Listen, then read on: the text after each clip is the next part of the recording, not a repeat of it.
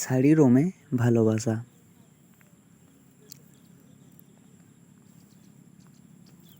প্রায় সন্ধ্যা নেমেছে কলকাতার আকাশে। ব্যালকনিতে বসে চা খাচ্ছিল তরুণ। একটা ক্লান্ত দিনের পর একটু শান্তি খুঁজছিল। হঠাৎ ঘরের ভিতর থেকে এক অদ্ভুত শব্দ এলো, যেন কারোর পায়ের নূপুর ছুটে আসছে তার দিকে। সে ঘাড় ঘুরিয়ে তাকাতেই যা দেখল তাতে তার চোখ কপালে।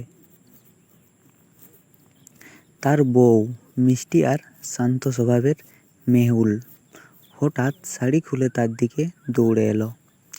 চোখে ছিল এক অন্যরকম দুষ্টু হাসি।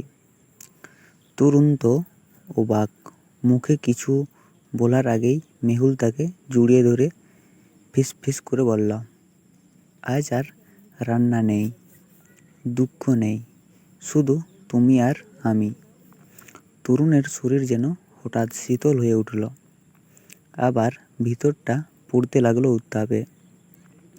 মেহুলের চুলের গন্ধে সে মুগ্ধ হয়ে গেল।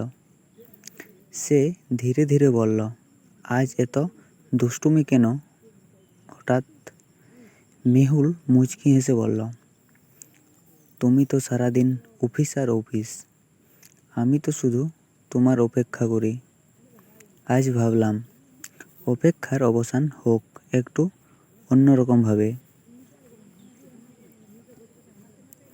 ঘরটা তখন শুধু ভালোবাসায় ভরে উঠেছে।